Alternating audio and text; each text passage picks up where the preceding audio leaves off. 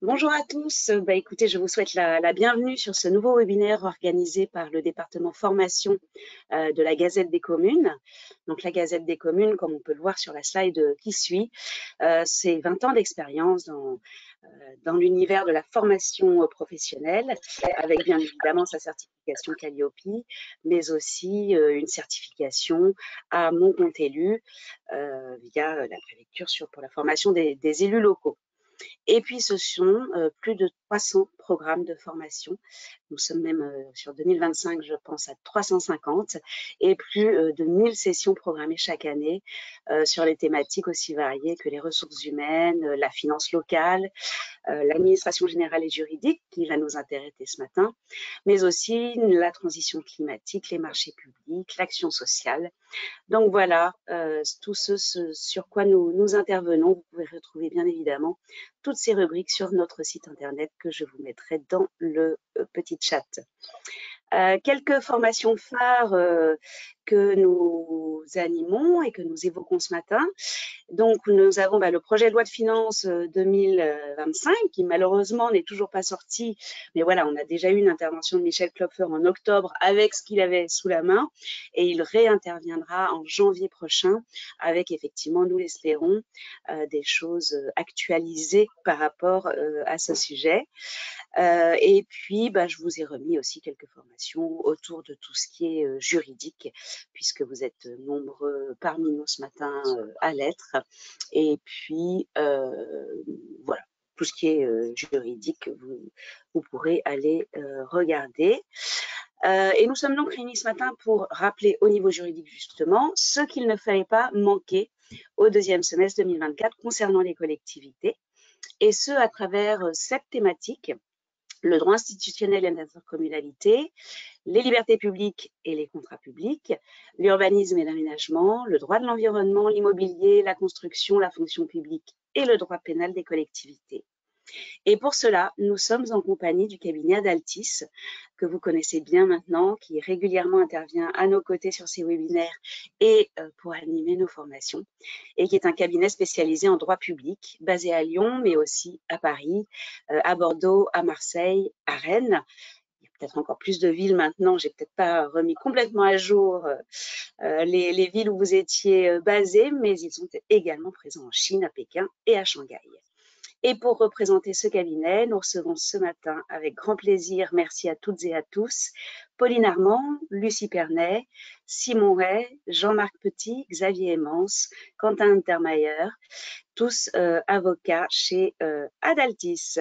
Donc n'hésitez pas tout au long de leur intervention à poser vos questions et je les leur relayerai en fin de webinaire afin que nous tâchions d'y répondre ensemble. Je leur laisse donc la parole. Bon webinaire à tous et chers maîtres, c'est à vous. À tout à l'heure pour les questions. Merci beaucoup Laurence. Bonjour à tous. Donc c'est avec grand plaisir qu'on vous accueille encore pour notre session biannuelle sur ce qu'il ne fallait pas manquer dans l'actualité des collectivités. Donc aujourd'hui pour cette session, on a retenu 6 thèmes, 6 thématiques. Le droit institutionnel et l'intercommunalité que je vous présenterai juste après. Ensuite, ce sera le droit de la fonction publique que Pauline Armand vous présentera. Le droit de la commande publique, où c'est Clément Nourrisson qui interviendra, notre spécialiste sur cette matière. L'urbanisme, nos deux experts, Jean-Marc Petit et Lucie Pernet. En droit de l'environnement, ce sera Quentin Untermeyer. Et en droit immobilier de la construction, Xavier Emmance. Donc, sans plus tarder, première problématique, premier sujet d'actualité, en droit institutionnel et droit de l'intercommunalité, ce qu'il ne fallait pas manquer en la matière. J'ai retenu 3 décisions qui me paraissaient intéressantes. La première sur les modalités de désignation des membres d'un syndicat mixte ouvert, une décision du Conseil d'État du 2 août 2024 qui est intéressante parce qu'elle vient rappeler la grande liberté offerte aux membres d'un tel syndicat mixte ouvert dans la fixation des règles applicables à celui-ci et notamment en matière de désignation des représentants des membres.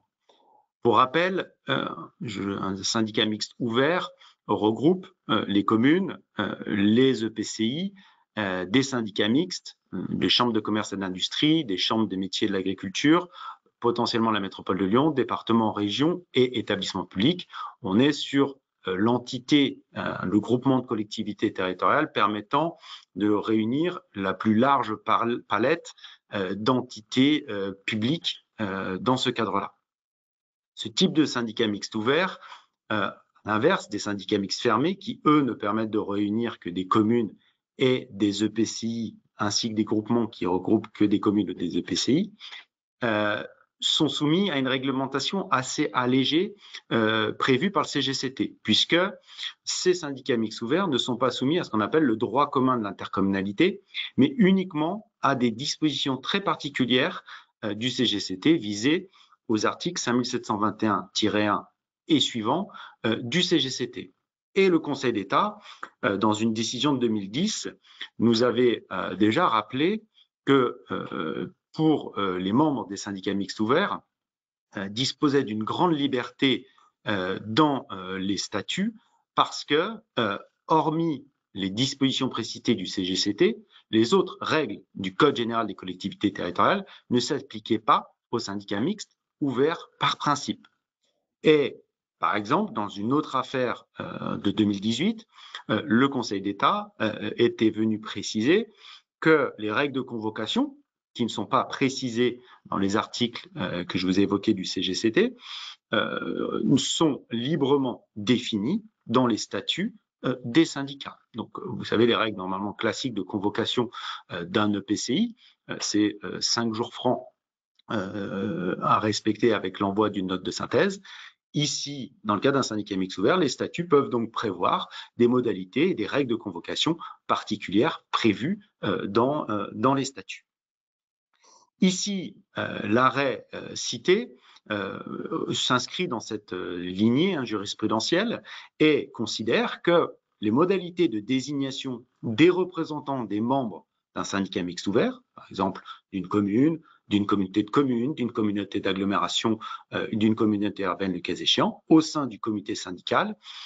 Ici, le Conseil d'État nous dit qu'on n'a pas de dispositions légales ou réglementaires qui viennent fixer et préciser les modalités de désignation des membres. Et donc, dans ces conditions-là, il appartient soit en priorité au statut du syndicat mixte ouvert de fixer ces règles, et là, de manière assez libre, dans le champ des possibles, et à défaut de précision dans les statuts, ce sera l'organe délibérant du membre concerné de déterminer les modalités de cette désignation. Donc, les conséquences de cette décision, c'est qu'on a une grande liberté offerte des statuts des syndicats mixtes ouverts qui peuvent prévoir des modes de désignation différentes de celles applicables par principe pour la désignation des représentants d'une commune dans un syndicat intercommunal ou des représentants d'une communauté de communes dans un syndicat mixte fermé, où là, on n'a pas le choix, on est nécessairement sur un scrutin uninominal majoritaire à 3 tours et par principe, scrutin secret, sauf décision unanime, d'y déroger. Là, dans le cas d'un syndicat mixte ouvert, on peut tout à fait prévoir dans les statuts une règle complètement différente. On pourrait éventuellement prévoir un scrutin proportionnel, des modalités de désignation particulières, de manière assez libre. Et donc, attention, certes, on a cette grande liberté pour le prévoir, mais n'oubliez pas que ça peut être aussi un risque parce que, à défaut de préciser l'ensemble des contenus des règles applicables, parfois on peut avoir des trous dans la raquette dans les règles, la détermination des règles applicables. Donc nous, notre conseil syndicat mixte ouvert, c'est d'avoir une très grande attention sur la rédaction des statuts, le faire de manière très précise et ce qu'on conseille toujours, c'est qu'en fin de disposition statutaire, toujours prévoir un article qui permet de renvoyer à l'application du droit commun de l'intercommunalité pour tout ce qui n'est pas prévu au sein des statuts pour permettre de prévoir une règle particulière si on a oublié quelque chose. Voilà concernant ce premier arrêt qui est très important dans la détermination pour ces syndicats mixtes ouverts. Deuxième décision importante et intéressante en la matière, c'est sur les conditions d'octroi des fonds de concours entre une intercommunalité, un EPCI à fiscalité propre et ses communes membres. Un arrêt de la Cour administrative d'appel de Douai du 23 octobre 2024 ici arrêt intéressant, notamment parce qu'on n'a pas beaucoup de jurisprudence sur cette thématique-là. Et ici, la Cour administrative d'appel de Douai vient ajouter des conditions qui n'étaient pas prévues par la loi, et donc il est intéressant de s'y attarder 5 minutes. Pour rappel, ici, vous savez, l'octroi de fonds de concours est une dérogation au principe de spécialité et d'exclusivité des transferts de compétences entre une commune et un EPCI à fiscalité propre, qui va permettre pour une communauté de communes, par exemple, de participer au financement dans des compétences qui ne lui sont pas transférées. Et on a aussi cette possibilité de fonds de concours. Normalement, c'est réservé qu'aux EPCI à fiscalité propre, mais certains syndicats mixtes peuvent également en bénéficier. Un syndicat mixte en matière de communication électronique notamment peuvent en bénéficier.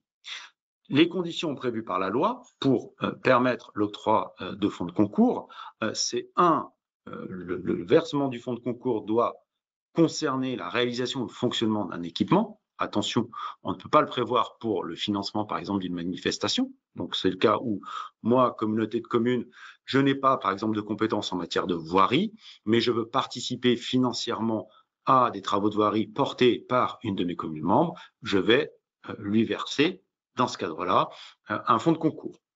Attention, le montant du fonds de concours est limité à 50% du financement hors subvention assuré par le bénéficiaire du fonds. Et en tout état de cause, le bénéficiaire du fonds, en sa qualité de maître d'ouvrage, doit normalement assumer à minima 20% du coût de l'investissement. Donc attention, des montants sont parfois limités de la possibilité de prise en compte du fonds de concours. Et dernier critère prévu par la loi, l'octroi d'un fonds de concours doit faire l'objet d'une décision concordante entre l'organe délibérant de l'EPCI à fiscalité propre et la commune concernée pour en bénéficier. Et en pratique, là-dessus, on le voit souvent dans l'élaboration des pactes financiers et fiscaux en début de mandat, que la possibilité de prévoir ce qu'on appelle des dotations pour ces fonds de concours. On alloue une enveloppe budgétaire pour le versement de fonds de concours et on précise les modalités d'octroi de ceux-ci dans le cadre d'un règlement.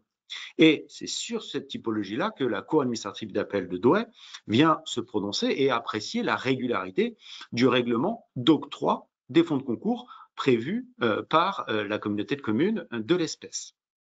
Et la Cour, sur cette problématique-là, vient nous préciser que ici, un EPCI à fiscalité propre dispose par principe de larges pouvoirs d'appréciation pour instaurer des critères d'attribution et d'éligibilité au fonds de concours.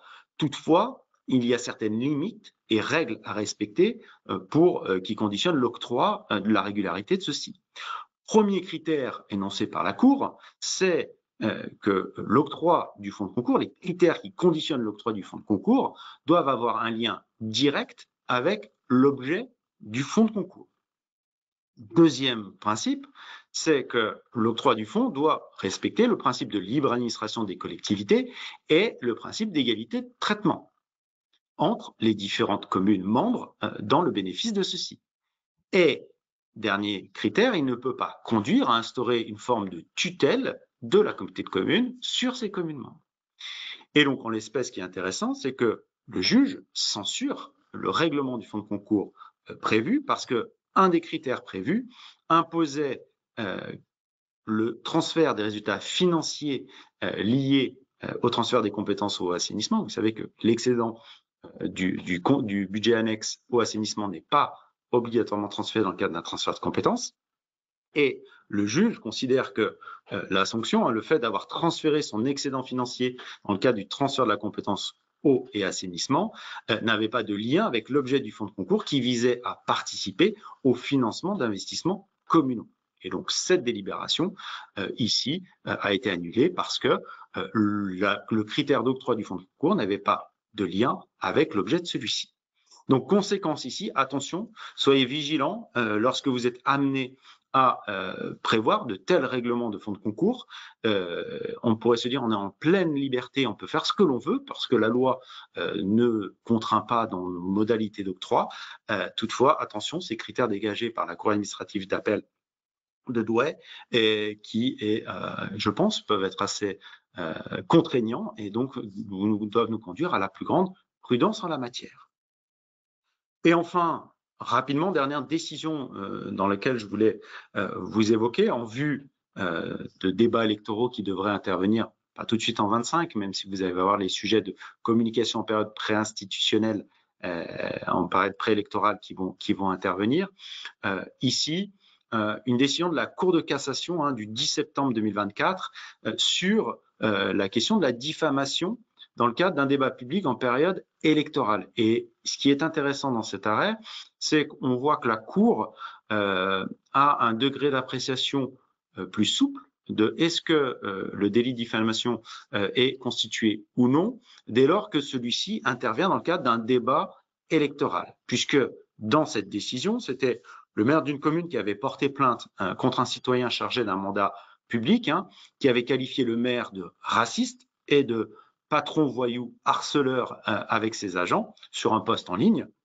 La Cour de cassation, ici, considère que, certes, le terme raciste est outrageant, donc peut présenter ce caractère-là, mais celui-ci est admissible, notamment dans le cadre d'un débat politique en période électorale. C'est ça qui est intéressant dans cet arrêt, où elle ne retient pas le caractère outrageant de diffamant de cette qualification, parce qu'on est dans le cadre d'une période électorale. Et de même, l'expression patron voyou harceleur avec les agents est jugée également par la Cour de cassation comme une opinion critique qui ne relève pas d'une imputation factuelle suffisamment précise pour constituer le délit de diffamation. Donc ici, ça reflète souvent le conseil qu'on donne à nos clients, c'est attention, dès lors qu'on engage on envisage d'engager une procédure en diffamation, de bien être prudent et de bien qualifier l'opportunité d'obtenir une condamnation, parce que des fois, engager une procédure qui n'aboutit pas, parfois en pratique s'avère plus contre-productif que productif. Voilà rapidement les 3 décisions dont je voulais vous parler et je laisse la parole à Pauline pour l'actualité sur la fonction publique.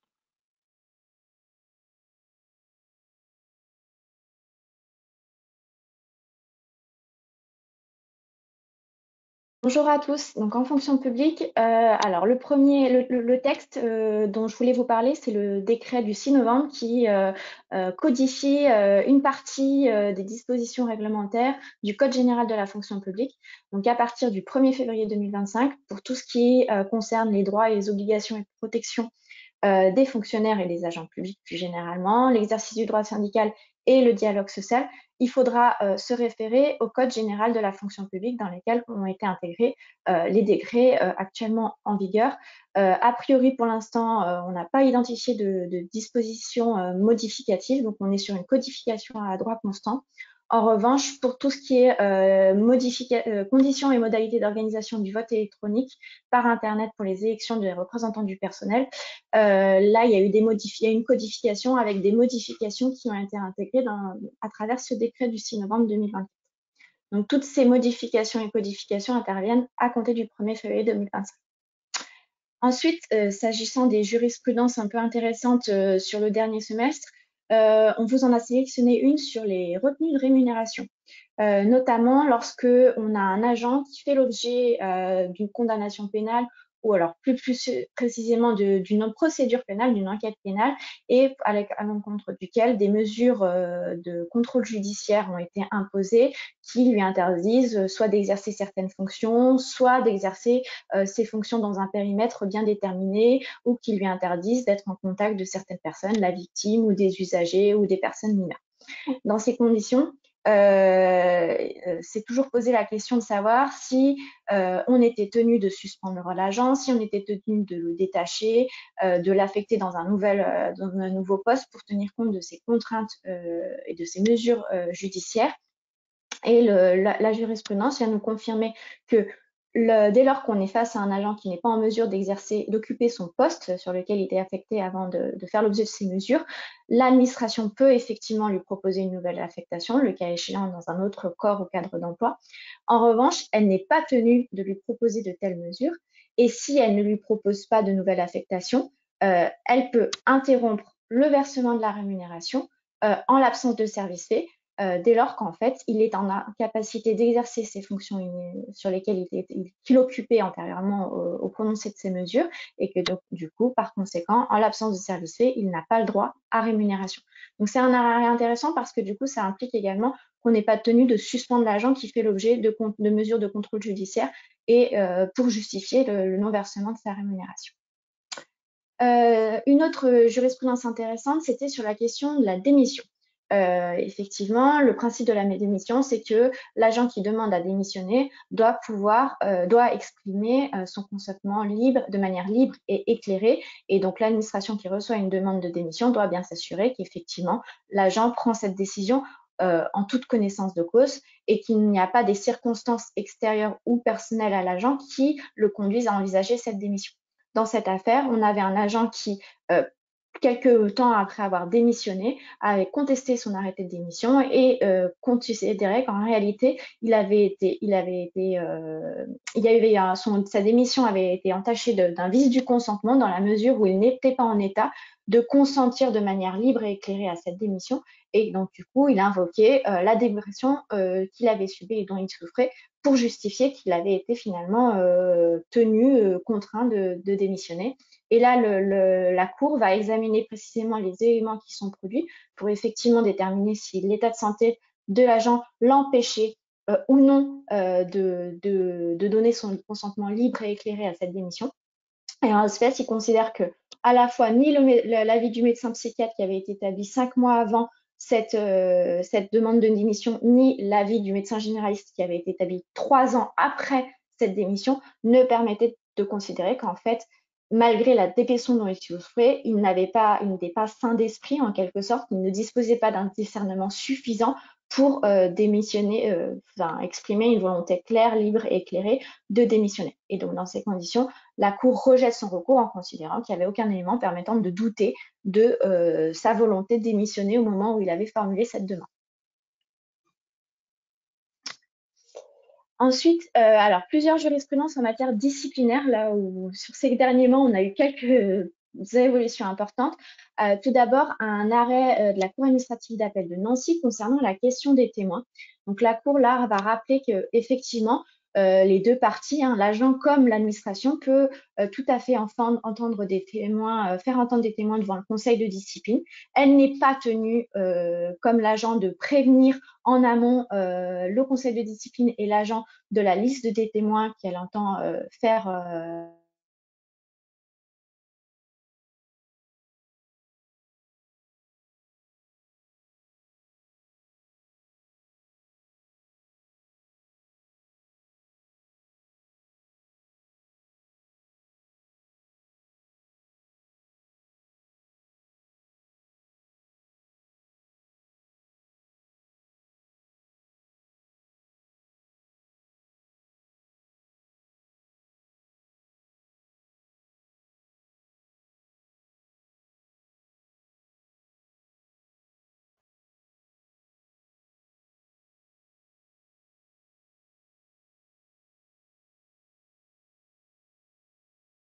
Je crois qu'on a une problématique de son, Pauline, donc on va passer à la suite. Donc je vais laisser la parole à Clément pour le volet sur la commande publique.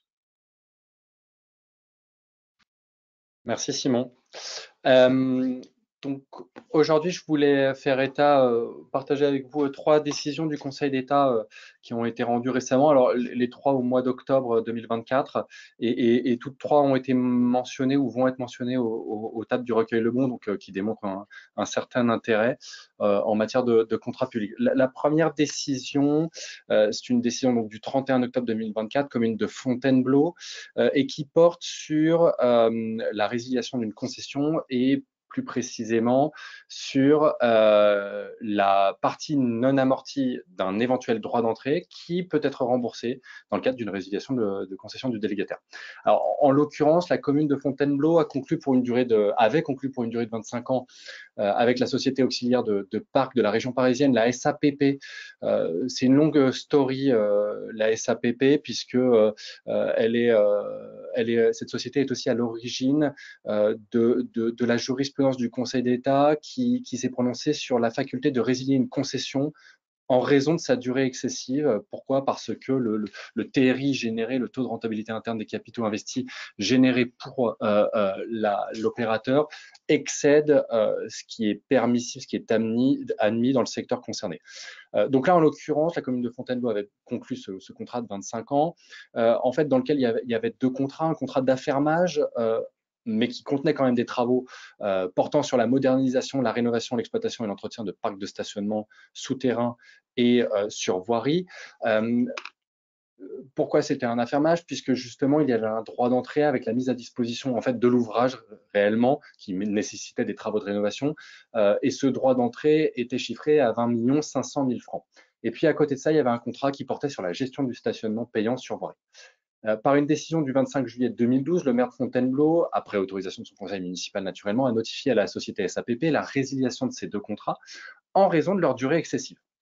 Par un jugement du 15 juin 2018, saisi d'un recours dit Béziers 2, donc de reprise des relations contractuelles par la société SAPP, le tribunal administratif de Melun a jugé que la durée excessive des contrats, seul motif retenu pour la commune, ne pouvait légalement justifier la résiliation. Donc là, le tribunal administratif s'est éloigné de la jurisprudence du Conseil d'État, en réalité a considéré que la durée excessive n'était pas matérialisée. Donc pas de résiliation pour motif d'intérêt général, donc pour ce motif-là, sur ce fondement. Cependant, le tribunal administratif a rejeté le recours au motif que la reprise des relations contractuelles aurait porté une atteinte excessive aux droits du nouveau délégataire qui était là depuis 2014. Donc, par un jugement avant dire droit du même jour, saisi d'un recours indemnitaire de la société SAPP, le tribunal a jugé que la société était fondée à demander réparation des préjudices qu'elle subissait du fait de la résiliation illégale des contrats, et le tribunal administratif a prescrit une expertise portant sur l'évaluation de ces préjudices. Le 28 juillet 2020, le tribunal administratif de Melun a condamné la commune de Fontainebleau à verser à la société SAPP trois montants, une somme de 2 481 000 et des brouettes au titre de la valeur nette comptable des investissements non amortis à la date de prise d'effet de la résiliation, et une somme de 2 201 000 euros hors taxe au titre du manque à gagner pour la période allant de la résiliation des contrats à leur date normale d'échéance, avec intérêt et taux légal capitalisé. Et enfin, les frais d'expertise naturelle. La commune a fait appel, ces appels ont été rejetés et elle s'est pourvue en cassation devant le Conseil d'État. Une des questions, et la question de droit principale devant le Conseil d'État, était la suivante, c'était de savoir si le droit d'entrée versé par le délégataire au début du contrat constituait une dépense d'investissement qui entre dans le calcul de la durée de la concession et donc permet son amortissement par le concessionnaire, et donc, dans le cadre d'une résiliation, doit être indemnisé au délégataire en cas de résiliation anticipée du contrat.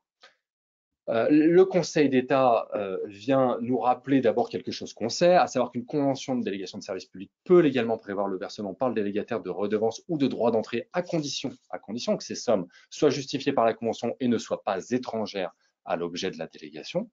Et ensuite, et c'est là que c'est intéressant, lorsque la convention de DSP prévoit que ces sommes correspondent à la mise à disposition de biens, donc à la mise à disposition de biens, évaluée nécessairement à leur valeur nette comptable et qu'elle est résiliée par la collectivité délégante avant son terme normal, le délégataire a droit à l'indemnisation de la part non amortie de ces sommes, correspondant à la date de résiliation, à la valeur nette comptable des biens ainsi mis à sa disposition.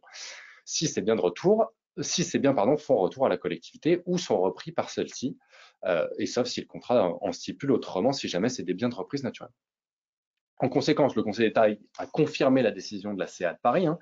Le Conseil d'État a constaté que la convention mettait à la charge de la société SAPP une somme qui constituait la contrepartie de la mise à disposition de biens remis à la collectivité délégante et a déduit que ces sommes pouvaient être regardées comme une dépense d'investissement pour le délégataire, qui a d'ailleurs été prise en compte initialement ab initio pour évaluer la durée du contrat, puisque je vous rappelle que la durée des concessions doivent être, enfin, les durées de concession doivent être calculées en tenant compte de l'amortissement des investissements à réaliser ou des droits d'entrée qui sont repris et qui correspondent en réalité à l'amortissement d'investissements précédents, ainsi qu'à la réalisation d'un bénéfice raisonnable lié au secteur d'activité.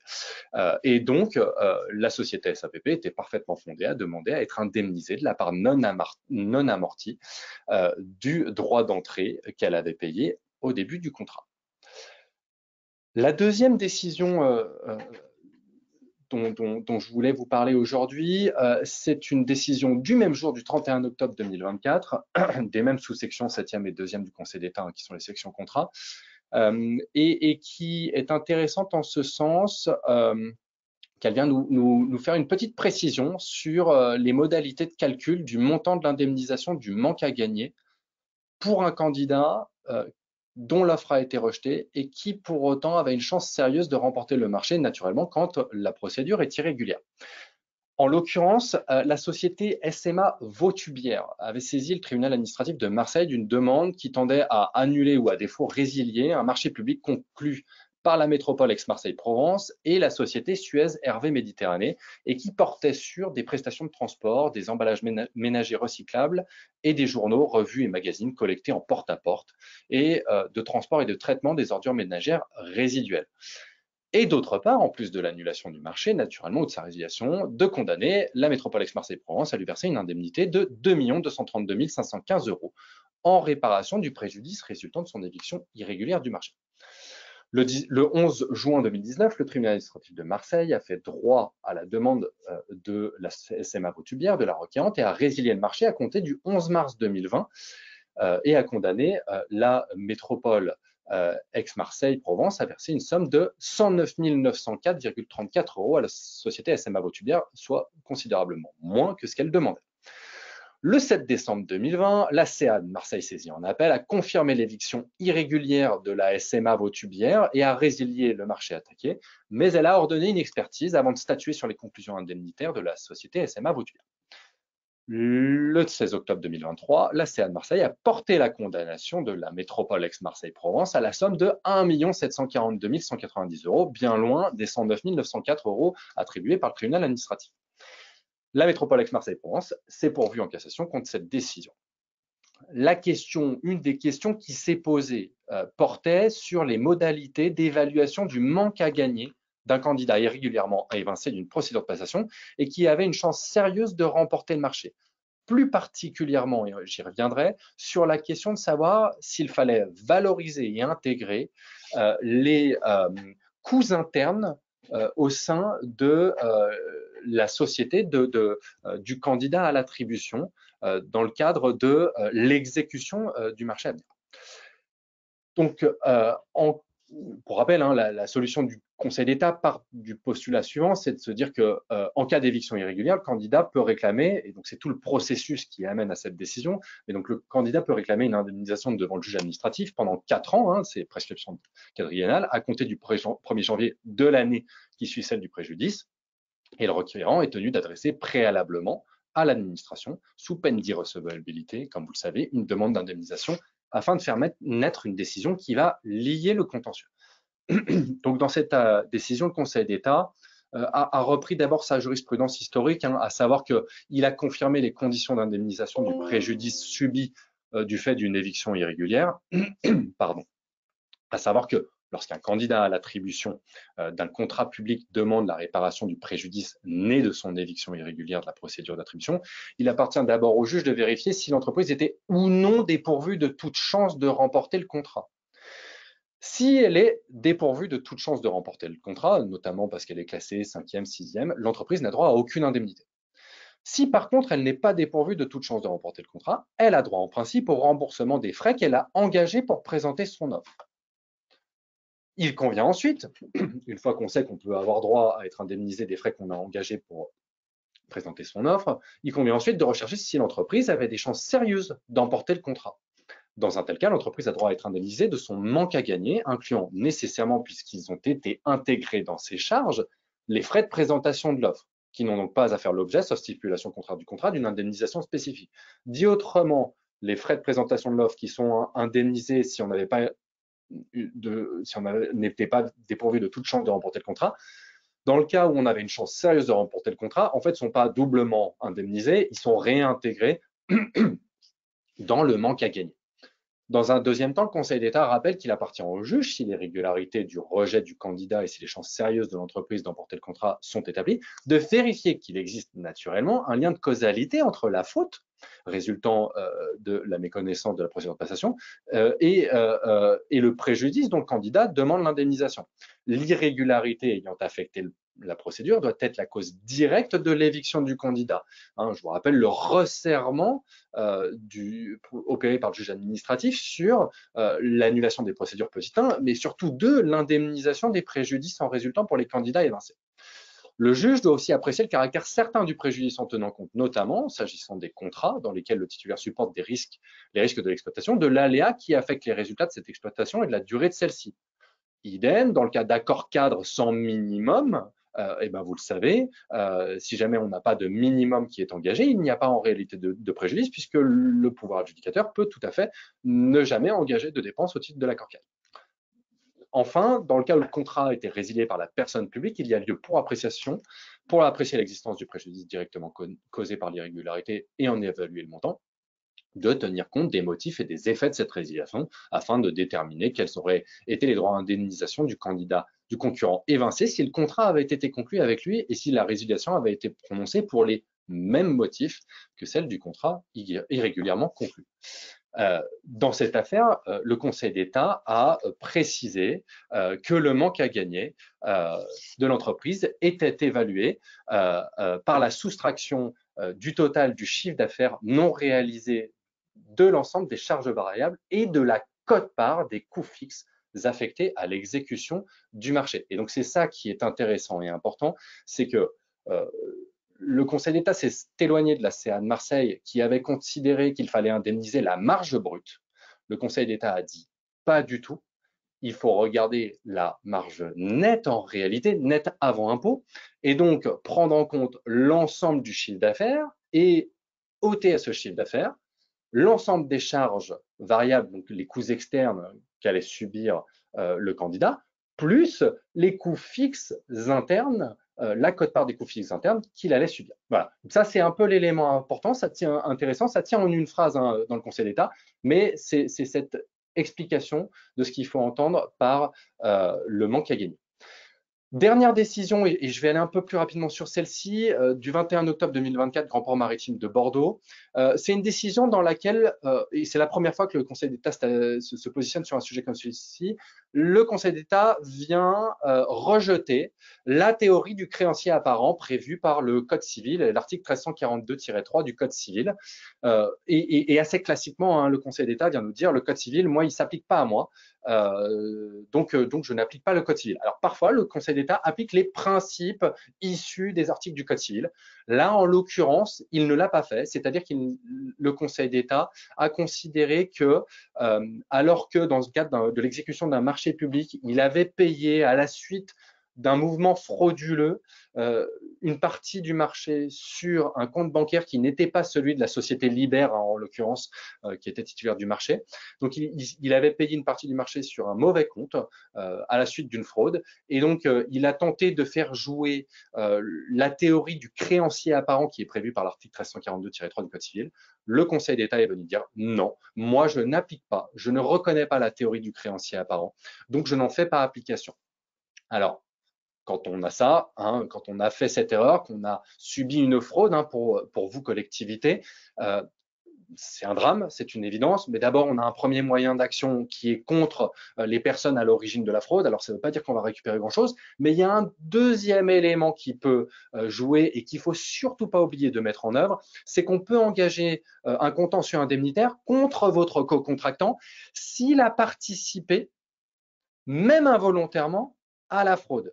Et ça, le Grand Port Maritime de Bordeaux n'avait pas engagé de contentieux indemnitaire, donc il a été rejeté naturellement, enfin, en tout cas, il n'y avait pas de demande, mais le Conseil d'État vient dire, oui, c'est une voie de droit, vous pouvez engager un contentieux indemnitaire vis-à-vis de votre contractant s'il a participé au préjudice qui est né chez vous. Alors, forcément, vous n'allez pas récupérer 100% via ce moyen-là, mais peut-être, ça peut être 40, 50, 60%. Là, ici, il peut y avoir une expertise qui peut identifier quelle est la part de responsabilité de votre contracteur.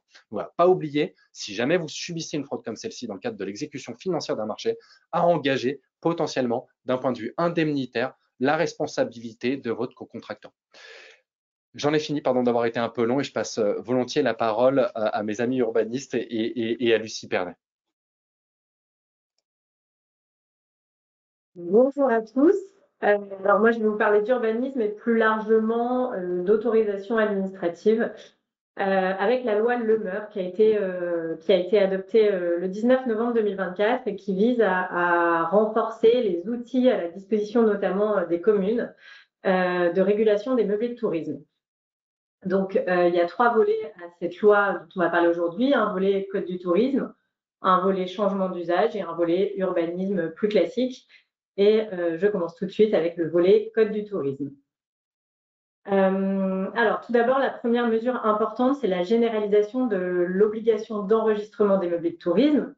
Aujourd'hui, on a une obligation simplement de déclaration et certaines communes peuvent, si elles le souhaitent et via une délibération, instaurer une procédure d'enregistrement.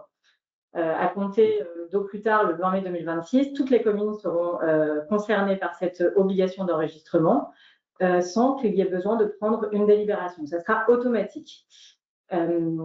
Cette procédure, elle prévoit notamment la déclaration du meublé de tourisme, mais également la déclaration selon laquelle le meublé est ou non la résidence principale du loueur, puisque nous savons tous, dans ce cas-là, la durée de location est limitée à 120 jours par an. Dès que le meublé sera enregistré, cette information ainsi que toutes les pièces justificatives seront transmises directement à la commune qui pourra contrôler de manière plus facile, plus efficace l'instauration de meublés de tourisme sur son territoire.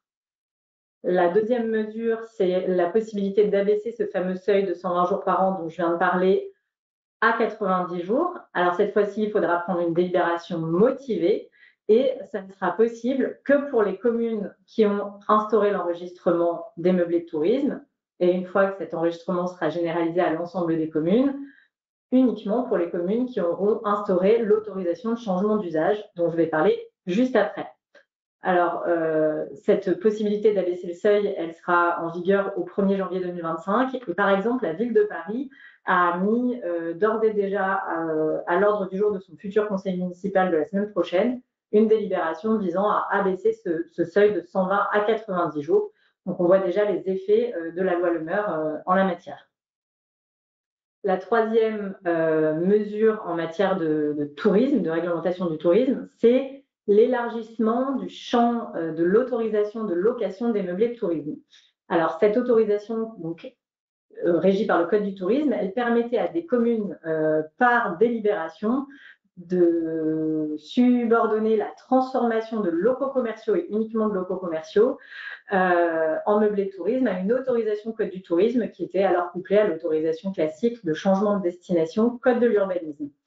La loi Le Meur vient élargir le champ d'application de cette autorisation à l'ensemble des locaux qui ne sont pas à usage d'habitation. C'est-à-dire que désormais, les communes, par délibération, pourront décider de soumettre les bureaux, les entrepôts, des établissements culturels, des hôtels par exemple, à une autorisation supplémentaire d'autorisation de location des meublés de tourisme qui sera distincte cette fois-ci de l'autorisation de changement de destination.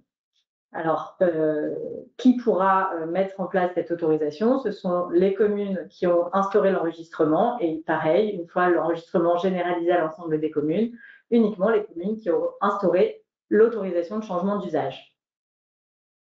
La quatrième mesure en matière de tourisme, c'est la possibilité pour le maire de suspendre la validité d'un numéro de déclaration et de demander aux plateformes de désactiver les annonces pour les immeubles qui sont visés par un arrêté de péril. C'est déjà le cas lorsque on a une fausse déclaration ou des déclarations frauduleuses. Le maire peut, en vertu de la réglementation européenne, déjà suspendre la validité et demander aux plateformes de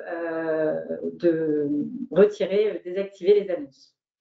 Enfin, et c'est une nouveauté de la loi Le Meur, les sanctions pour défaut d'enregistrement et pour fausse déclaration ou faux numéro d'enregistrement, qui étaient auparavant des sanctions civiles, des amendes civiles, sont désormais des amendes administratives qui peuvent être prononcées directement par la commune. Donc, c'est un pouvoir accru de la commune de sanctionner directement sans avoir à passer devant le juge le défaut d'enregistrement des meublés de tourisme.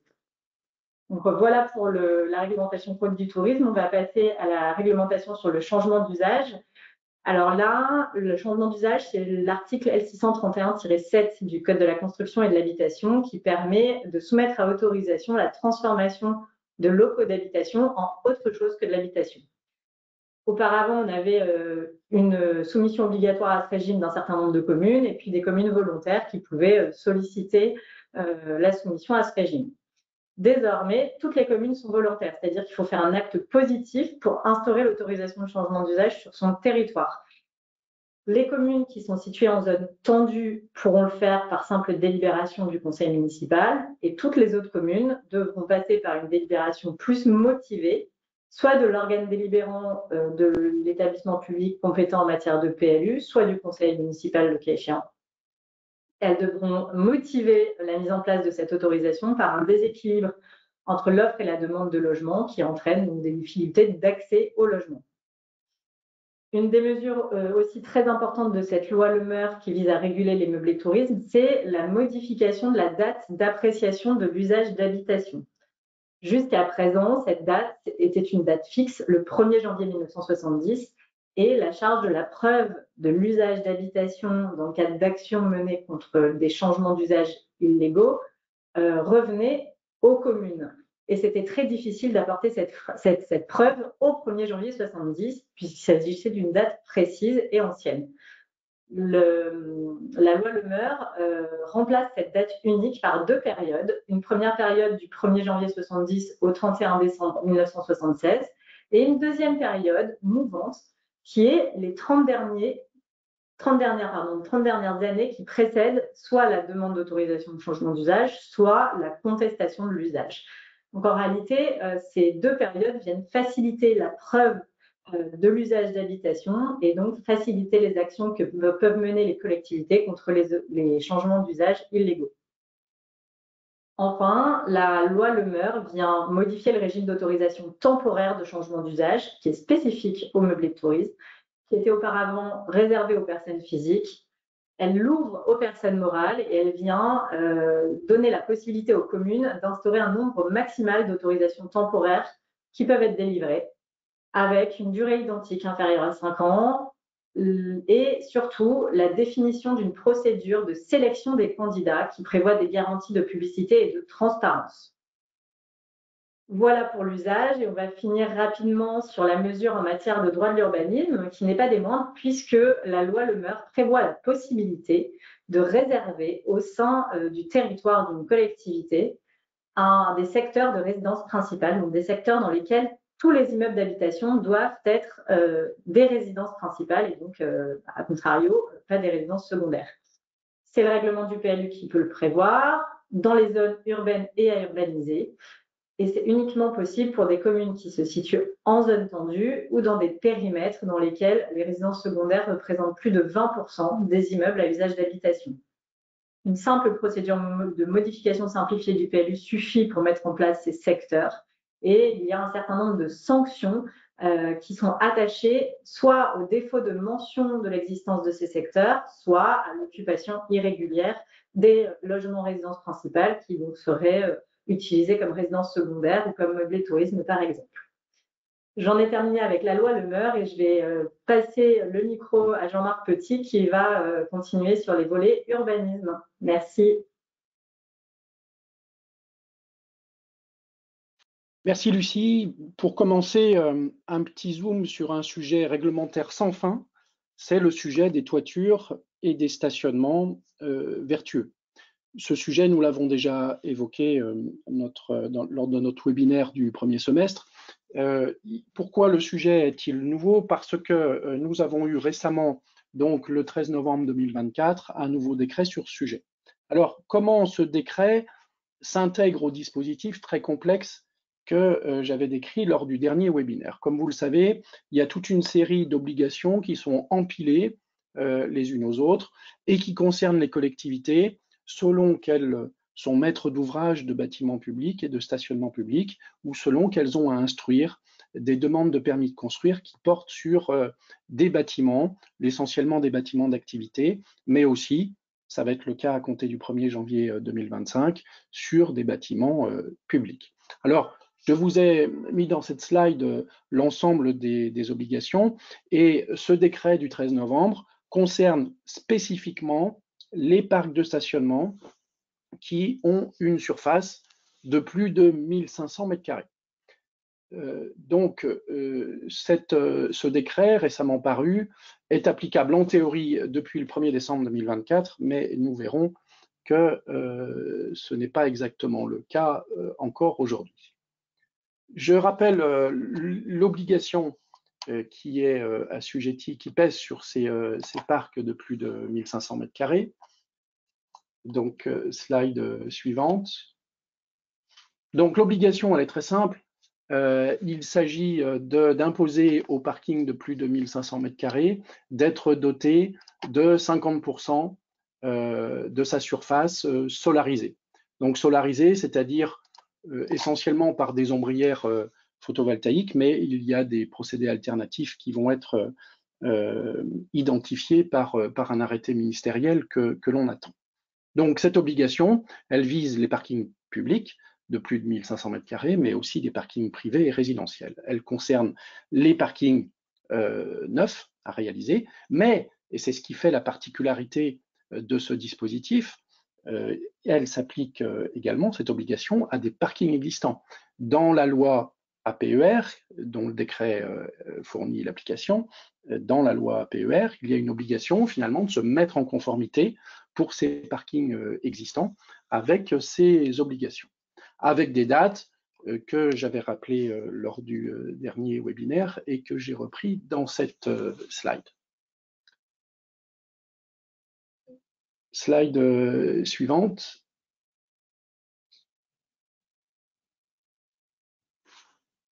Les apports de ce décret, donc c'est la slide précédente pour le coup, les apports de ce décret sont assez importants. Ils concernent d'abord le champ d'application et notamment la superficie de 1500 m².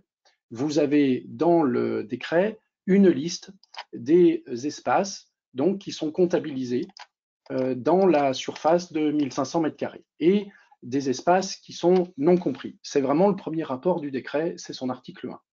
Après, vous avez toute une série d'articles qui portent sur les exemptions à cette obligation de solarisation, ce qui se conçoit très bien. Les conditions d'ensoleillement ne sont pas les mêmes partout. Les conditions de réalisation d'ombrières ou d'autres dispositifs ne peuvent pas être les mêmes partout et il y a logiquement des exemptions importantes. Ensuite, dans ce décret, vous avez des précisions sur la possibilité de mutualiser ces obligations entre des parcs voisins, en l'occurrence adjacents, c'est-à-dire de faire moins de 50% sur un parc et de faire plus sur un autre parc adjacent pour compenser. Vous avez aussi aux articles 11 et 12 les conditions d'attestation, les conditions de justification pour bénéficier d'une dérogation, d'une exemption à l'obligation de solarisation des 50%. Et puis, reste la question de l'entrée en vigueur de ces articles et les suites. Donc, slide suivante, simplement, vous l'aurez dans le support, mais un petit résumé de ce qui est compris dans les 1500 m². Vous verrez qu'on compte les espaces donc, qui sont réservés au stationnement et tous les espaces qui sont fonctionnellement liés au stationnement, en excluant certains espaces qui ne le sont pas, comme par exemple les espaces verts, et aussi des espaces qui vont être identifiés par arrêté ministériel lorsque se posent des questions de sécurité sur ces espaces, où donc l'obligation de solarisation doit être relativisée si ces espaces-là sont concernés dans un parc de plus de 1500 m². Slide suivante.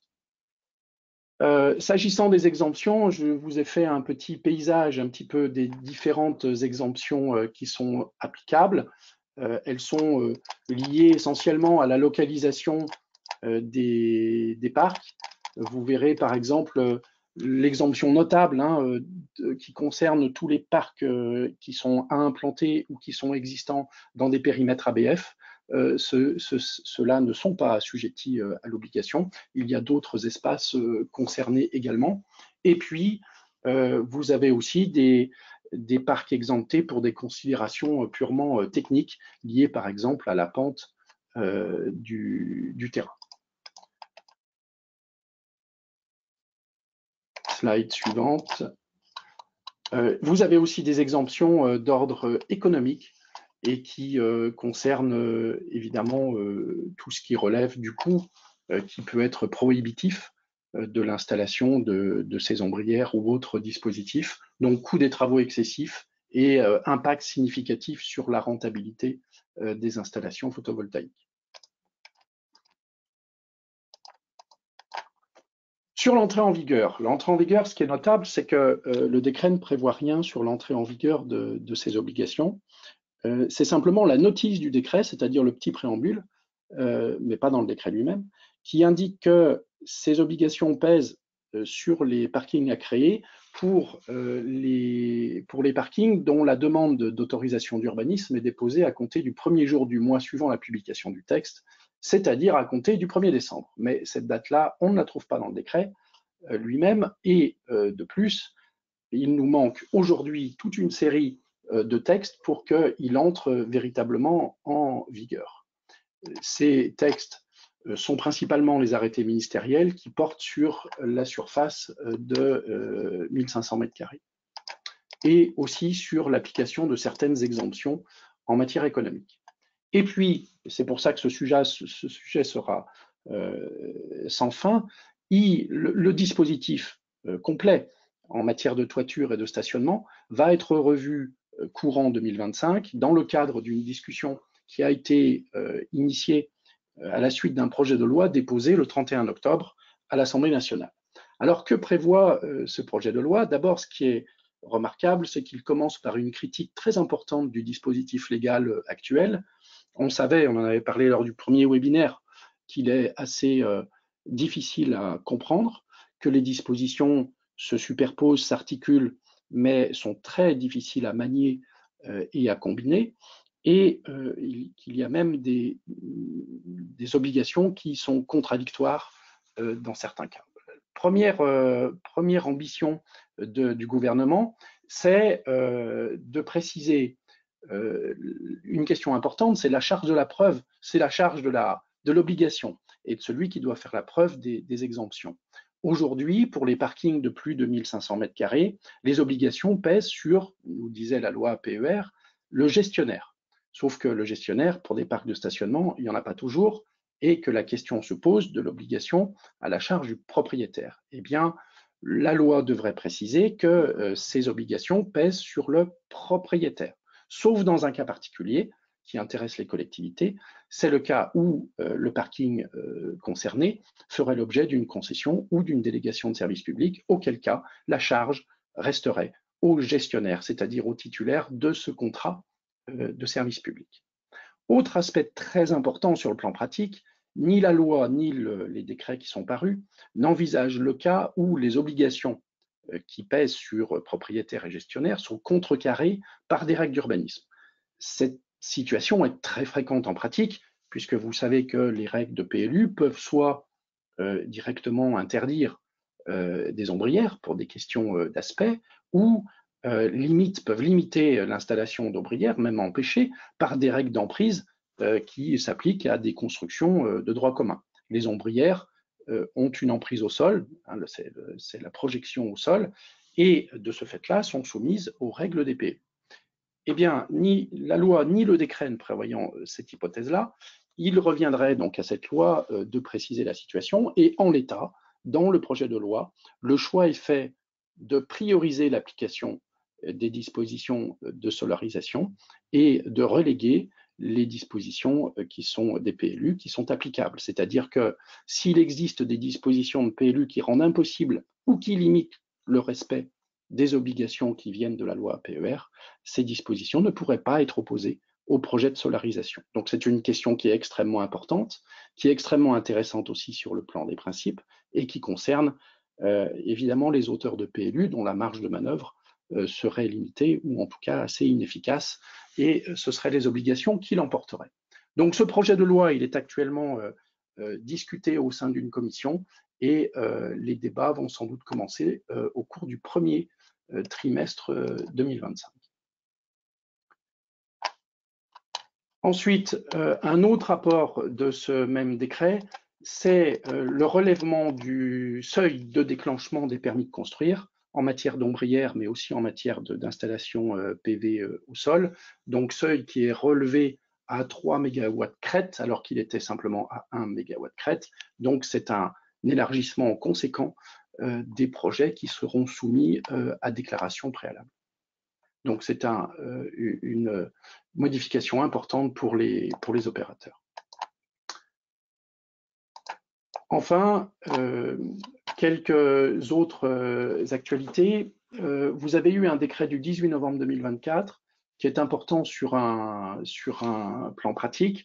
Il oblige les personnes morales qui déposent une demande de permis, enfin une demande d'autorisation droit des sols, à compter du 1er janvier 2025, dans les communes de plus de 3500 habitants, de passer obligatoirement par la téléprocédure et le téléservice, donc y compris pour des personnes morales de type SCI familial. Donc, ça, c'est une obligation importante. Le décret est passé outre l'avis défavorable du Conseil national d'évaluation des normes, qui considérait que le dispositif de la téléprocédure n'était pas toujours mis en place par les communes de plus de 3500 habitants dans certains secteurs, mais c'est l'obligation désormais qui va s'appliquer à compter du 1er janvier 2025. Autre disposition dans ce décret, c'est la naissance d'un permis d'aménager par phase pour la mise en place des garanties bancaires. Là aussi, c'est un sujet pratique extrêmement important. Les lotisseurs aujourd'hui, lorsqu'ils veulent commercialiser leur terrain sur la base d'un permis d'aménager, doivent, s'ils commercialisent avant l'achèvement des travaux, doivent constituer des garanties financières d'achèvement sur la totalité du programme des équipements.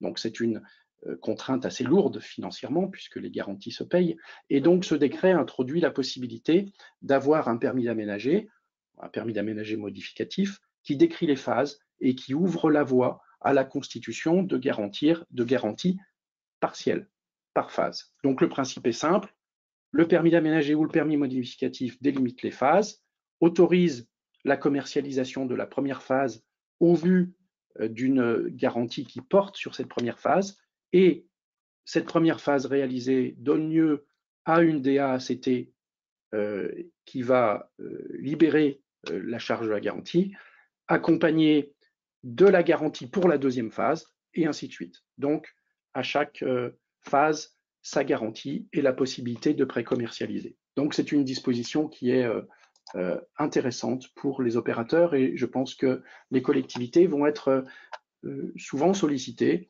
C'est une disposition qui, elle, entre en vigueur prochainement, le 21 décembre.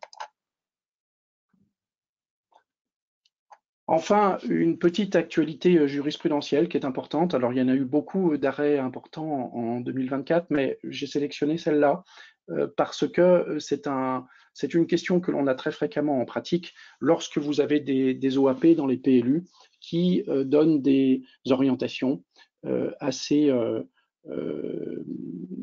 vagues à l'échelle de l'ensemble de l'OAP.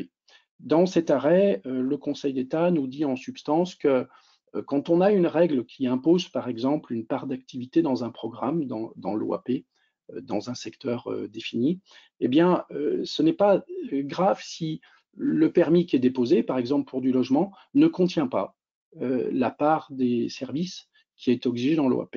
En réalité, c'est une appréciation globale de l'obligation. Donc, on peut avoir un programme qui ne contient pas une part de service lorsque l'OAP prévoit à l'échelle de la zone une obligation d'avoir une part importante de services. Donc c'est une appréciation globale et relativement libérale de la part du Conseil d'État qui va obliger les auteurs du PLU, les collectivités, à être plus fins dans leur OAP ou plus fins dans leur règlement pour sectoriser des obligations, par exemple de mixité, à l'échelle donc de sous-secteurs de l'OAP ou de la zone. Voilà rapidement l'actualité en matière d'urbanisme sur 2024 et je passe la parole à Quentin en matière d'environnement. Merci, merci Jean-Marc. Bonjour à toutes et à tous. Je vais vous parler de la réforme de la procédure d'autorisation environnementale qui a été opérée par la loi Industrie verte et son décret d'application du 6 juillet 2024. Alors, c'est un sujet qui va vous intéresser, collectivité, notamment lorsque vous êtes maître d'ouvrage, quand votre collectivité est maître d'ouvrage de projets qui sont soumis à une autorisation environnementale. Je rappelle que l'autorisation environnementale, c'est une autorisation qui est délivrée en principe par le préfet du département et qui concerne 3 catégories de projets.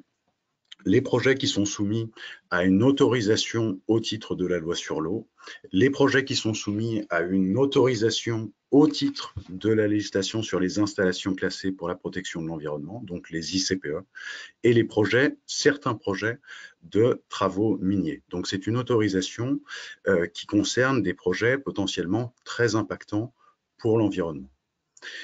Les objectifs de la réforme de l'autorisation environnementale sont les suivants. Donc sur la slide suivante, les objectifs de la réforme sont les suivantes, c'est réduire les délais d'instruction de cette procédure. Aujourd'hui, il faut savoir que pour obtenir une autorisation environnementale, pour obtenir donc un arrêté préfectorale d'autorisation environnementale, il faut compter un délai d'instruction réel de l'ordre de 17 mois. L'idée, l'objectif de la réforme, ça serait de tendre vers un délai de 12 mois. Et donc, ce raccourcissement des délais va passer par une refonte assez profonde de la procédure d'autorisation environnementale en créant notamment une nouvelle procédure de consultation du public qu'on appelle consultation parallélisée. Et cette consultation parallélisée va remplacer les procédures d'enquête publique et les procédures de participation du public par voie électronique qui préexistaient jusqu'à présent. La nouvelle procédure d'autorisation environnementale, qu'on ne doit plus appeler nouvelle, qui est désormais la procédure actuelle, elle s'applique à toutes les demandes d'autorisation environnementale. Alors, quel que soit le projet, la demande d'autorisation environnementale n'a pas à porter sur un projet industriel vert, comme c'était l'objet de la loi éponyme. Elle va concerner tous les projets dès lors que ces projets sont soumis à la nécessité d'obtenir une autorisation environnementale. Et elle concerne les demandes d'autorisation environnementale qui sont déposées à compter du 22 octobre 2024. Donc ça veut dire que si dans votre collectivité, vous avez un projet soumis à la nécessité d'obtenir une autorisation environnementale, c'est cette nouvelle procédure issue de la loi Industrie verte et de son décret d'application qui va s'appliquer. Je voudrais faire un rapide comparatif entre l'ancienne procédure d'autorisation environnementale et la nouvelle procédure, enfin la procédure actuelle d'autorisation environnementale pour que vous cerniez bien les différences entre les deux. L'ancienne procédure d'autorisation environnementale se déroulait de la façon suivante, avec différentes phases qui étaient extrêmement séquencées entre elles et successives. Donc, il y avait une phase amont. Une phase amont, c'est une phase qui précède le dépôt du dossier de demande d'autorisation environnementale, au cours de laquelle le pétitionnaire peut avoir des échanges avec le service instructeur. À compter du dépôt du dossier, s'enclenchait une phase d'examen, une phase d'instruction de la demande d'autorisation environnementale qui durait pendant 4 mois en principe. Et une fois que le dossier était jugé complet, que le dossier était transmis à l'autorité environnementale lorsque le projet était soumis à une évaluation environnementale, eh bien, pouvait commencer la phase de consultation du public pour une durée de 3 mois, donc qui consistait soit en une enquête publique, soit en une procédure de participation par voie électronique. Et à l'issue de cette consultation du public, dans un délai de 2 mois, le préfet délivrait l'arrêté préfectoral d'autorisation environnementale. Maintenant, la nouvelle procédure d'autorisation environnementale. Il y a toujours une phase amont, hein, ça n'a pas changé, mais désormais, même si elle reste facultative, elle est fortement recommandée. Et à compter du dépôt du dossier de demande d'autorisation environnementale, va s'ouvrir ce qu'on appelle une phase d'examen et de consultation.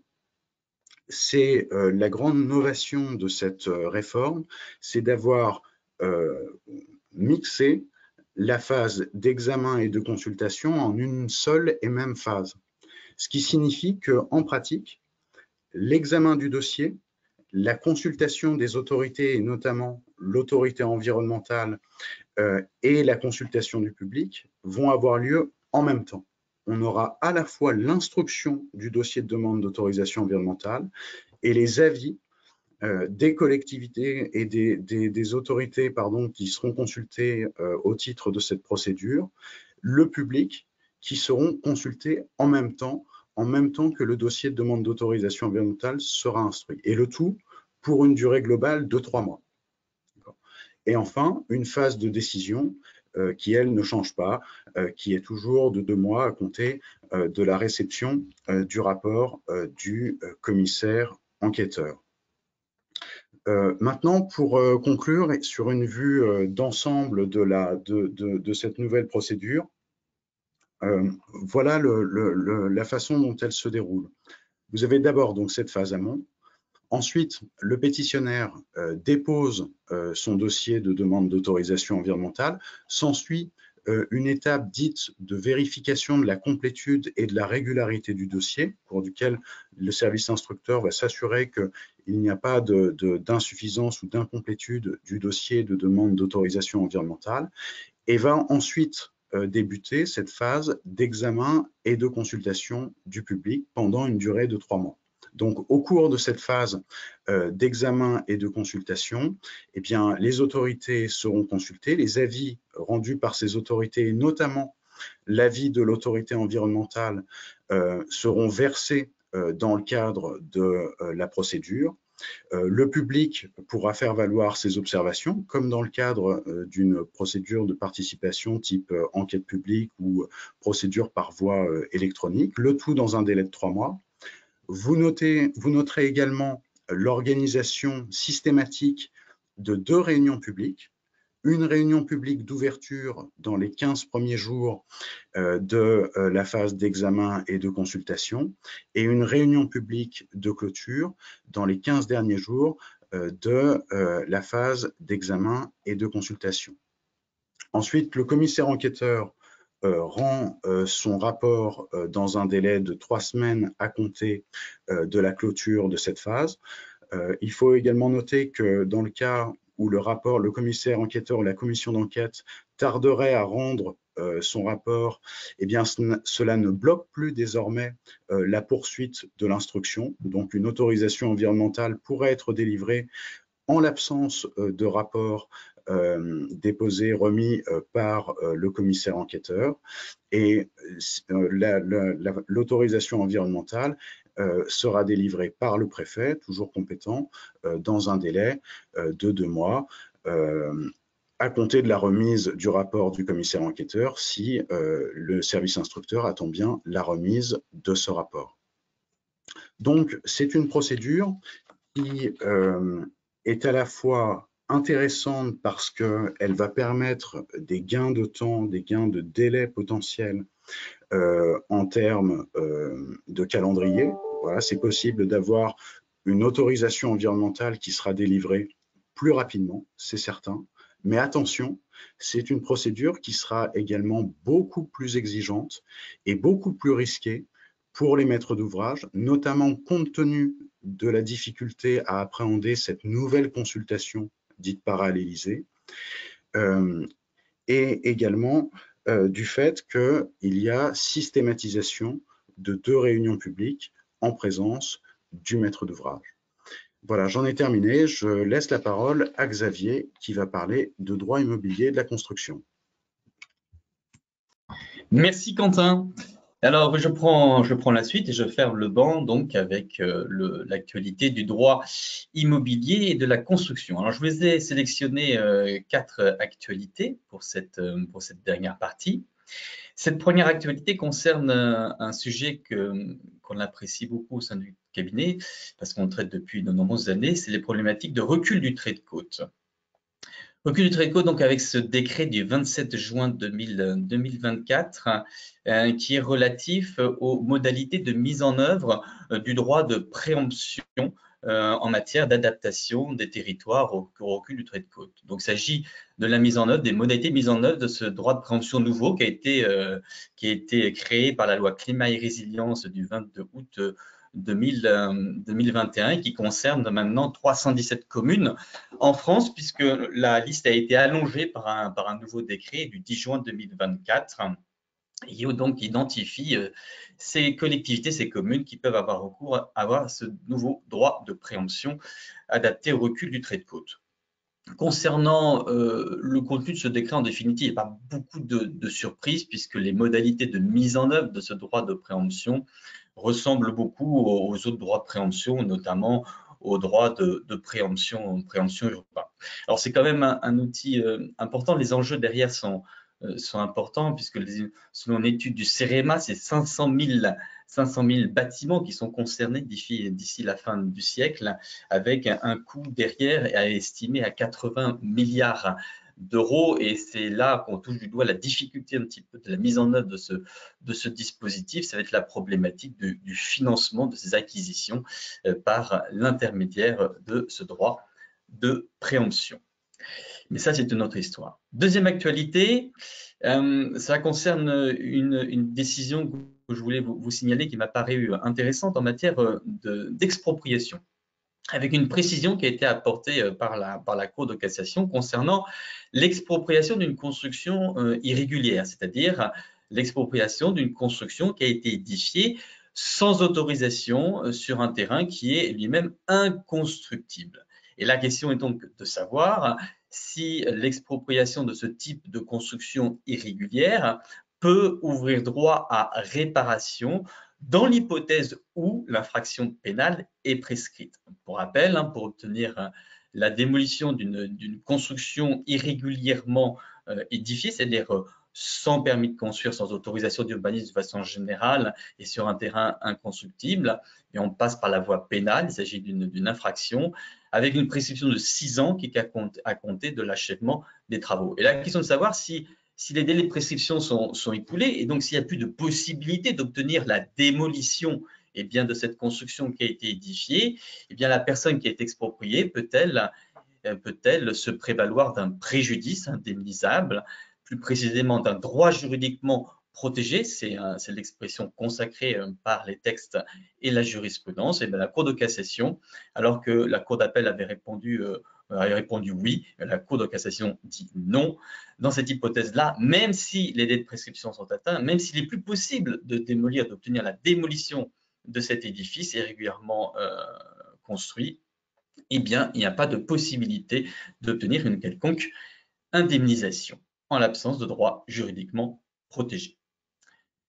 Troisième actualité, maintenant, cela concerne la responsabilité in solidum des constructeurs. Alors, vous savez qu'en matière de dommages, de désordre, de dommages en matière de construction, le maître d'ouvrage public, les collectivités, peuvent obtenir la responsabilité in solidum des constructeurs qui ont participé au désordre dont on demande la réparation. Alors, il a été jugé de longue date que le contrôleur technique est responsable, c'est le texte qui le dise. Il est responsable vis-à-vis du maître d'ouvrage dans le cadre de cette garantie décennale. Il est considéré comme un constructeur comme les autres.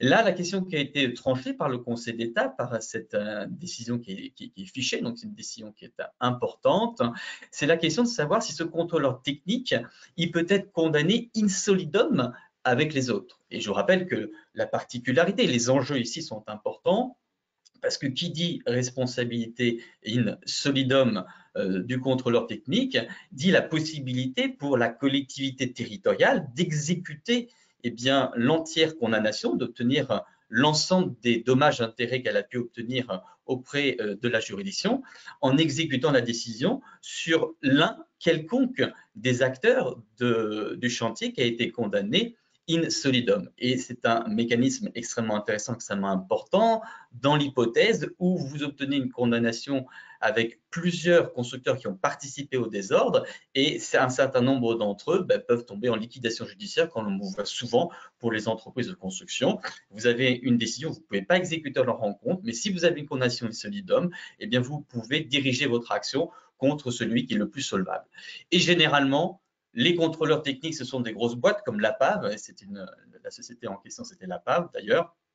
C'est solvable et ils ne sont pas prêts de mettre la clé sur la porte, donc il est plus facile d'exécuter à leur encontre. Et bien cette décision nous dit que malgré une disposition un petit peu particulière du Code de la construction, eh bien les sociétés de contrôle technique peuvent être condamnées in solidum, alors que le Code de la construction nous disait que le contrôleur technique n'est tenu vis-à-vis des constructeurs à supporter la réparation de dommages qu'à concurrence de la part de responsabilité susceptible d'être mise à sa charge dans les limites des missions définies par le contrat le liant au maître d'ouvrage. Le Conseil d'État nous dit que cette disposition ne fait pas obstacle à la condamnation in solidum du contrôleur technique. Cette disposition s'applique uniquement en fait dans le cadre des recours entre les constructeurs.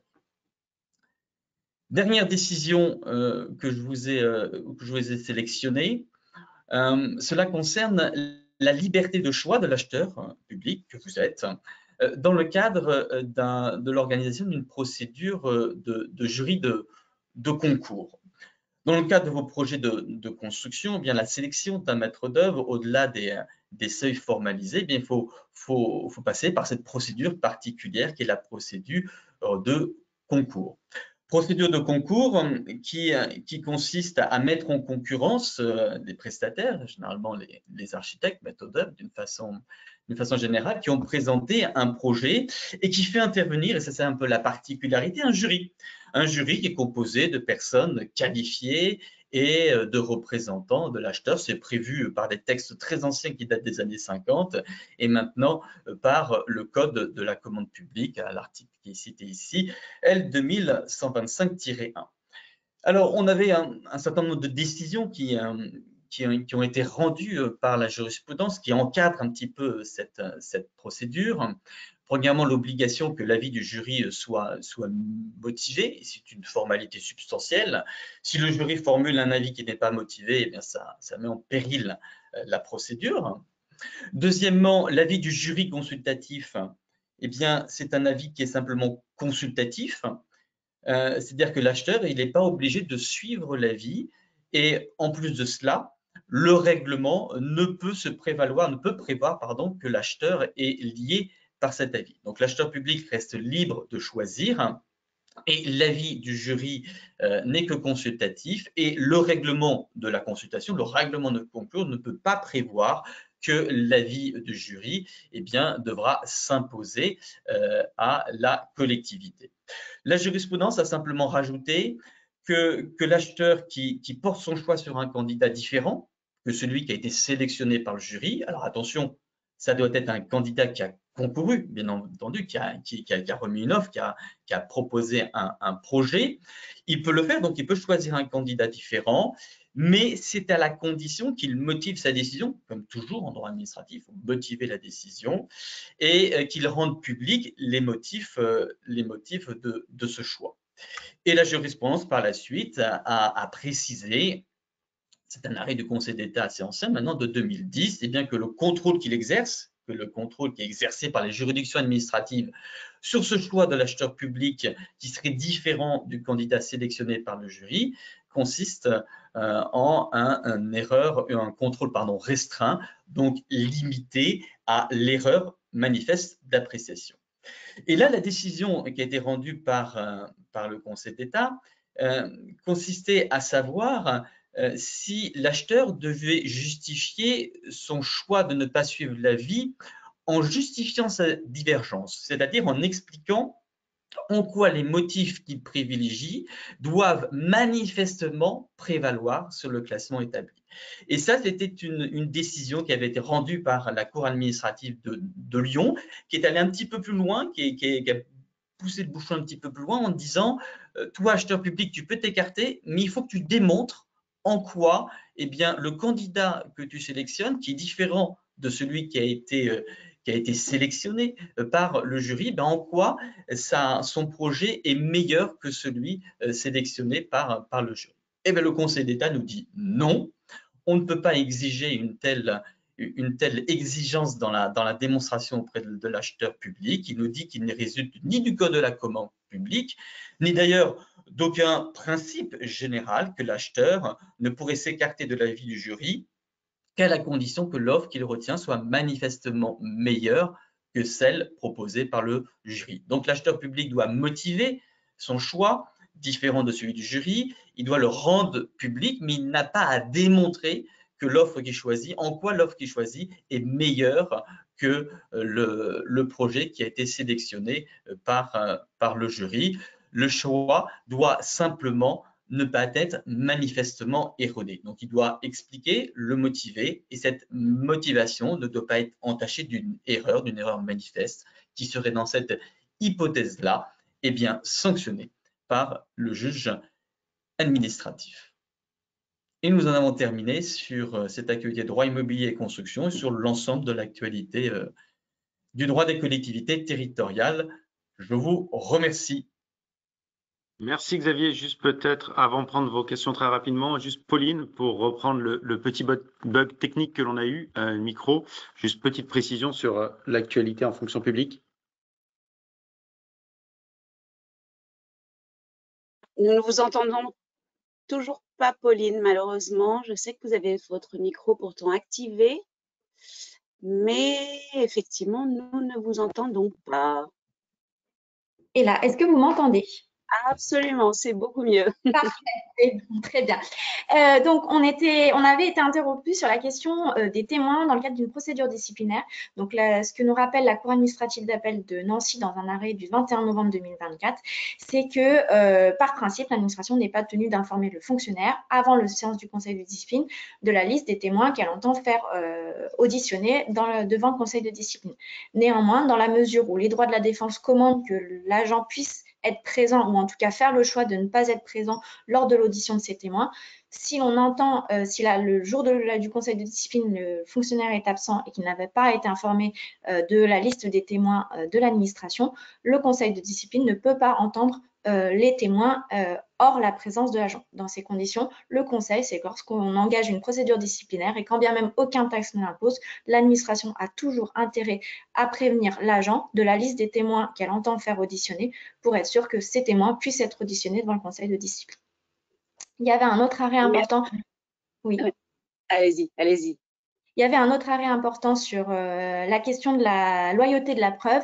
La Cour administrative d'appel de Marseille, dans un arrêt du 9 juillet 2024, nous a confirmé que l'on peut utiliser des images de vidéo de surveillance pour fonder une procédure disciplinaire dès lors que ces images de vidéo ont été captées dans des conditions régulières, dans des conditions loyales, et notamment là, ce qui était utilisé, c'était un système de vidéosurveillance sur la voie publique qui avait donc pu permettre de fonder une procédure disciplinaire. Et ensuite, la dernière question, c'était sur la question du droit de se taire. Je pense que les personnes qui s'intéressent au droit de la fonction publique en ont entendu parler. C'est un gros bouleversement sur ces derniers mois et dernières semaines. Donc, le Conseil constitutionnel a effectivement considéré que le fait que l'agent ne soit pas informé de le droit de se taire dans le cadre d'une procédure disciplinaire était contraire à la Constitution et du coup de nature à entacher la procédure disciplinaire d'irrégularité. Donc, il faut bien faire attention à rappeler à l'agent qu'il a le droit de se taire et non pas seulement qu'il a le droit de présenter des observations écrites ou orales. Oui. Et avec la petite actualité qui devrait arriver dans les prochaines semaines, c'est que le Conseil d'État a été saisi la semaine dernière et a tenu une audience la semaine dernière sur la question de comment on applique ce droit de se taire dans le cadre d'une enquête administrative, et notamment aussi comment on régularise les procédures qui jusqu'à présent ont été menées sans respecter le droit de se taire et sans pouvoir effectivement informer l'agent du droit qu'il a de se taire. Donc, on devrait avoir des petites évolutions à ce sujet. Et j'ai fini sur les actualités en droit de la fonction publique. Alors, pas tout à fait, parce que pendant que vous êtes là, il y a une question à la fin de votre intervention. Une personne qui nous demandait, pourriez-vous m'expliquer pourquoi la loi Lemeur s'applique aux communes et non pas aux EPCI qui ont la compétence? Lucie, Alors, pour toi. oui. Alors, en fait, ça dépend des cas. Il y a des cas dans lesquels ce sont les communes qui sont directement en ligne directe sur cette régulation des meublés de tourisme, et d'autres cas dans lesquels ce sont les EPCI qui sont compétents en matière de PLU. Par exemple, pour l'enregistrement, vu que c'est automatique désormais, il n'y a plus de compétences forcément à avoir, mais ce sont bien les communes qui vont qui vont réceptionner les informations relatives aux meublés de tourisme quand ils seront enregistrés. En revanche, s'agissant du seuil de 120 jours, c'est les communes, pour le coup, conseil municipal. Pareil pour cette fameuse autorisation de location des meublés de tourisme élargie à l'ensemble des locaux haute qualification. Et en réalité, finalement, les EPCI sont compétents plutôt en matière non pas de tourisme, mais d'usage, et uniquement dans les communes qui ne sont pas des communes en zone tendue. Peut-être que, pour résumer, on doit distinguer les communes en zone tendue qui vont conserver une compétence communale et en matière de tourisme et en matière de changement d'usage, des autres communes qui devront, lorsque elles appartiennent à un EPCI qui ont la compétence PLU, passer par cet EPCI pour pouvoir instaurer les mécanismes de régulation des meublés de tourisme. Je vous remercie pour cette précision. Et puis, une dernière question avant que nous nous quittions, c'était juste avant l'intervention de Xavier. Donc, excusez-moi, je ne sais plus si c'était Quentin ou Jean-Marc, mais bon, je vous la pose et vous saurez mieux que moi qui peut y répondre. Quelqu'un qui nous dit, nous réalisons alors je ne sais pas comment on prononce, PIORT, P-I-O-R-T, avec une étude environnementale envoyée à la MRAE d'ici quelques semaines. Devons-nous prendre en compte la nouvelle procédure dont vous avez parlé?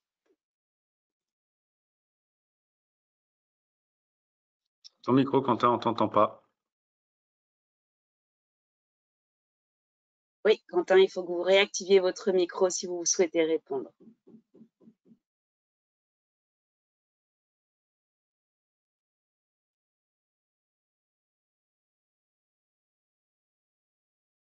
Toujours pas, Quentin. Désormais, on n'a pas de chance cette session. Voilà, ça y est. Excusez-moi, j'avais perdu la fenêtre. Pardon, est-ce que vous pourriez rappeler la question? Voilà, c'était juste quelqu'un qui dit nous réalisons une PIORT, je ne sais pas si ça dit PIORT ou PIORT, avec une étude environnementale envoyée à la MRAE d'ici quelques semaines. Devons-nous prendre en compte la nouvelle procédure que vous avez évoquée?